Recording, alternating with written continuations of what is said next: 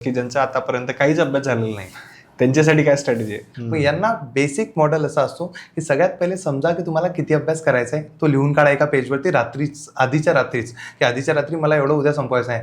आणि दुसऱ्या दिवशी ह्या 3 गोष्टीपासून दूर राहायचं. पहिले मित्र, सध्या एक्झाम टाईममध्ये कोणतेच मित्र कामात पडत नाही. जर तुम्हाला कोणी म्हणत असेल की आपण ग्रुप स्टडी करू किंवा आपण मिळून कुठेतरी लायब्ररीत बसून अभ्यास करू, आता नसतो. एक्झाम टाईममध्ये ही गोष्ट खोटी. दुसरी गोष्ट मोबाईल. आता बरेच जण मोबाईलचं कसं आहे की बरेच जण मोबाईलमधून अभ्यास करतो म्हणतात. मग मोबाईलमधला अभ्यास कसा असतो की 1 तास व्हिडिओ पाहायचा, 2 तास रील पाहायच्या, 3 तास चॅटिंग करायची. मग तो वाला अभ्यास काही कामात पडणार नाही, म्हणून तो मोबाईलपासून दूर राहायचा. आणि तिसरं फॅमिली.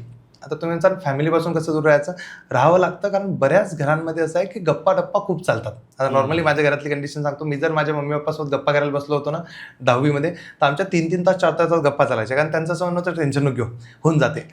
पण टेन्शन तर आपल्यालाच घ्यावं लागणार ना. म्हणून 3 फॅमिलीपासून थोडं दूर राहायचं काही दिवसासाठी, की चला जास्त गप्पा नाही करायच्या, जेवतानाच्या गप्पा बस झाल्या आणि अभ्यासाला बसायचं. या 3 गोष्टी करून जर आपला पॅटर्न फॉलो केला तर ऑटोमॅटिक अभ्यास होतो.